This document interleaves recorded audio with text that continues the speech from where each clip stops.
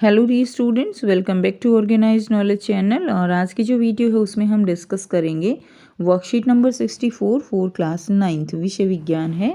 और ये वर्कशीट आपके लिए 7 जनवरी 2022 के लिए शेड्यूल की गई है। आज की जो वर्कशीट है स्टूडेंट्स, उसमें हम गुरुत्वाकर्षण जो चैप्टर है हमारा, उसी को कंटिन्यू करते हुए आगे पढ़ेंगे। वर्कशीट शुरू करने से पहले प्लीज़ चैनल को सब्सक्राइब कर दीजिए, बेल आइकन को भी प्रेस कर लो ताकि आपको आने वाली वीडियोस की नोटिफिकेशन वो समय से मिल जाए। और आज की जो वर्कशीट है उसमें हमारा टॉपिक रहेगा द्रव्यमान और भार में क्या अंतर होता है। ठीक है, तो ये हमारा आज का टॉपिक रहेगा। जिज्ञासा दीदी, किसी वस्तु के द्रव्यमान और भार में क्या अंतर होता है? तो आज ज्ञान की क्वेरी है कि जो किसी भी वस्तु का अगर हम द्रव्यमान या भार की बात करते हैं तो दोनों में क्या अंतर होगा। ठीक है, ज्ञान हम जानते हैं किसी वस्तु का द्रव्यमान उसके जड़त्व की माप होता है। वस्तु का द्रव्यमान जितना अधिक होगा उसका जड़त्व भी उतना ही अधिक होगा। तो बेटा ये हमने बल वाले चैप्टर में भी पढ़ा था कि वस्तु का द्रव्यमान जितना ज़्यादा होगा उसका जड़त्व भी उतना ही अधिक होगा। हमने एक जैसे मान लीजिए एक 5 रुपये का जो है आपके पास कॉइन है और एक जो है मान लीजिए आपके पास जो है पत्थर है, तो बेटा किसका जड़त्व अधिक होगा? पत्थर का जड़त्व अधिक होगा। किसी भी वस्तु का द्रव्यमान उसमें मौजूद कुल पदार्थ की मात्रा होती है। यानी द्रव्यमान क्या होता है कि कोई भी वस्तु है उसमें निहित जो पदार्थ है केवल उसकी मात्रा वो उसका द्रव्यमान कहलाती है। जबकि वस्तु का भार क्या है? वस्तु का भार एक बल है जिससे यह पृथ्वी की ओर आकर्षित होती है। वस्तु का द्रव्यमान स्थान में परिवर्तन से नहीं बदलता। देखिए, जो भार होता है, भार का मतलब है कि वस्तु तो है ही और उसके अंदर निहित पदार्थ भी है। ठीक है, तो वस्तु का जो द्रव्यमान है, ठीक है, वो वस्तु जब एक बल से किसकी तरफ खींच रही है? पृथ्वी की तरफ खींच रही है। अगर हम पृथ्वी की बात करें, पृथ्वी के ऊपर क्या है? पृथ्वी के ऊपर त्वरण है, जो गुरुत्वाकर्षण बल है उससे पृथ्वी उसको अपनी ओर खींच रही है। तो उस खिंचाव से, ठीक है, जो खिंचाव से जो वेट आता है वो क्या है? वो भार कहलाता है। ओके, लेकिन वस्तु जो है उसके अंदर केवल पदार्थ जो है, इसमें हम बल की बात नहीं कर रहे हैं, केवल पदार्थ जो है वो क्या है उसका? वो उसका द्रव्यमान कहलाता है।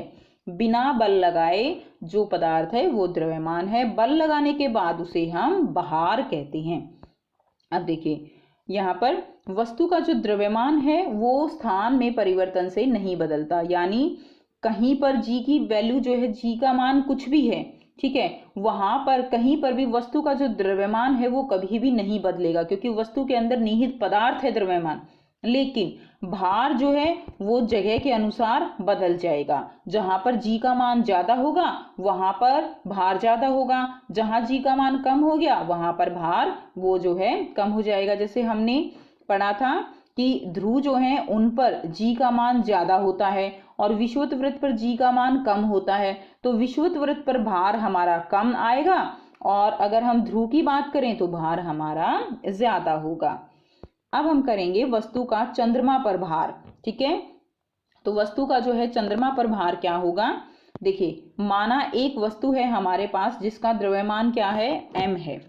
अब उसका चंद्रमा पर भार मान लीजिए Wm हम मान के चल रहे हैं, और मान लीजिए चंद्रमा का द्रव्यमान कितना है? mm है और उसकी त्रिज्या जो है वो rm है। ठीक है, अब गुरुत्वाकर्षण के सार्वत्रिक नियम से, गुरुत्वाकर्षण का सार्वत्रिक नियम क्या है? वस्तु का चंद्रमा पर भार, ये हमने बेटा ये पहले किया हुआ है तो उसी को हम यहाँ पर लिख रहे हैं। तो वस्तु का चंद्रमा पर भार क्या होगा? Wm बराबर है Gm into m upon R square. ठीक है, माना उस वस्तु का पृथ्वी पर भार जो है, उस वस्तु का पृथ्वी पर भार मान लीजिए कितना है? We है। हम यहाँ कंपेयर कर रहे हैं कि किसी वस्तु का भार जो है वो चंद्रमा पर और पृथ्वी पर सेम रहेगा या अलग अलग होगा। तो उसी वस्तु का भार हमने पृथ्वी पर मान लिया We, पृथ्वी का द्रव्यमान हमने मान लिया Me और त्रिज्या हमने मान ली Re। E अर्थ हमने ले लिया, M हमने यहाँ पे मून ले लिया। गुरुत्वाकर्षण के सार्वत्रिक नियम से इसी तरह हमने ये वाला फॉर्मूला यहाँ पर भी लगा दिया। WM की जगह M की जगह यहाँ पर हमने हर जगह E लिख दिया। अब समीकरण 1 को समीकरण 2 से विभाजित करने पर यहाँ पर हमें क्या मिला, यहाँ पर M से M जो है ये कैंसिल हो जाएगा और ये WM बराबर है WM बटे में WE बराबर है MM into R E square divided by ME into R M square. ठीक है, अब हम क्या करेंगे, समीकरण 3 हमारे पास निकल गया। समीकरण 3 में सभी के मान रखने पर, सभी के मान यानी हमने सारे जो है मान यहाँ पर रख दिए, पृथ्वी का भार रख दिया, चंद्रमा का भार और दोनों की त्रिज्या, ये जो है यहाँ पर सारे मान रख दिए। जब बच्चों आप इसको सॉल्व करोगे बेटा तो आपका जो आंसर आएगा वो आएगा यहाँ से 1/6 के अराउंड, 1/6। ठीक है, अब इस 1/6 का मतलब क्या है कि आप देखिए ये पृथ्वी पर वस्तु का भार जो है ये इधर जाके गुणा हो जाएगा, यानी चंद्रमा पर वस्तु का भार किसके बराबर निकलेगा, चंद्रमा पर वस्तु का भार बराबर है 1/6 गुणा पृथ्वी पर वस्तु का भार। यानी जब हम चंद्रमा पर होंगे तो हमारा भार जो है 1/6 जो है वो क्या हो जाएगा, पृथ्वी के भार से कम हो जाएगा। ठीक है, अब कम क्यों हुआ, क्योंकि वहां पर जो गुरुत्वाकर्षण जो बल है वो चंद्रमा पर कम है। ठीक है, सो यदि आपका भार पृथ्वी पर 48 न्यूटन है, यदि आपका भार कितना है पृथ्वी पर, हमारा मान लीजिए 48 न्यूटन है, तो चंद्रमा पर आप बहुत हल्के होंगे, यानी आपका भार क्या हो जाएगा, घटकर अब 1/6 गुणा 48। ठीक है ना, तो 6 8 तो कितना हो जाएगा बेटा, 8 न्यूटन भार हमारा चंद्रमा पर रह जाएगा, जो हमारा पृथ्वी पर 48 न्यूटन है। अब यहाँ पर देखिए कुछ इंपॉर्टेंट जो है पॉइंट्स आपके लिए हैं। पृथ्वी पर वस्तु पर पृथ्वी का आकर्षण बल क्या कहलाता है, वस्तु का भार कहलाता है। भार को हम W से डिनोट करेंगे, weight into M into G, यानी M क्या है यहाँ पे, M है द्रव्यमान और G है वो जो गुरुत्वाकर्षण बल। तो बल के साथ जो द्रव्यमान है वो क्या कहलाता है, वो भार कहलाता है। वस्तु का भार जो है वो एक बल है जिसका परिमाण और दिशा दोनों होते हैं। परिमाण तो होगा ही, दिशा भी उसकी जो है किस तरफ होगी, नीचे की तरफ होती है। किसी भी वस्तु का अन्य ग्रह या उपग्रह पर भार उस स्थान द्वारा वस्तु पर लगे गुरुत्वाकर्षण बल के कारण बदलता है। तो मैंने आपको बताया चंद्रमा पर गुरुत्वाकर्षण बल कम होता है पृथ्वी के तुलना में, इसलिए वहां पर हमारा भार जो है वो हमें कम हो जाएगा। ठीक है, जबकि द्रव्यमान जो है वो कभी भी नहीं बदलता। अतः एक वस्तु पर चंद्रमा का भार चंद्रमा द्वारा उस पर लगाए गए गुरुत्वाकर्षण बल के बराबर होगा। अब देखिए चंद्रमा का द्रव्यमान पृथ्वी से कम है, इसलिए चंद्रमा वस्तु पर कम गुरुत्वाकर्षण बल लगाएगा और वस्तु का भार भी कम होगा। तो बेटा जो चंद्रमा का द्रव्यमान है पृथ्वी से कम होता है, इसलिए जी का मान भी कम होगा और वो जो है वस्तु का भार भी कम हो जाएगा। द्रव्यमान की इकाई किलोग्राम है और भार की इकाई क्या होती है, भार की इकाई न्यूटन है। ठीक है, ये बहुत इंपॉर्टेंट टॉपिक है आपके लिए, भार और द्रव्यमान में क्या अंतर होता है। नेक्स्ट देखिए, अब आपको 10 किलोग्राम द्रव्यमान, देखिए बेटा किलोग्राम है ना, तो किलोग्राम जो है क्या है, ये किलोग्राम द्रव्यमान की इकाई है। 10 किलोग्राम द्रव्यमान वाली किसी वस्तु का पृथ्वी पर क्या भार होगा, तो 10 किलोग्राम वाली वस्तु यानी W बराबर है mg। जी हमें पता है 9.8 मीटर पर सेकंड स्क्वायर होता है। अब अगर हमें भार निकालना है तो जो द्रव्यमान है W बराबर है mg है ना, तो 10 किलोग्राम और 9.8 से इसको गुणा कर दीजिए तो कितना आ गया, 98 न्यूटन जो है इसका उत्तर आ गया। यानी भार को हम न्यूटन में मापते हैं।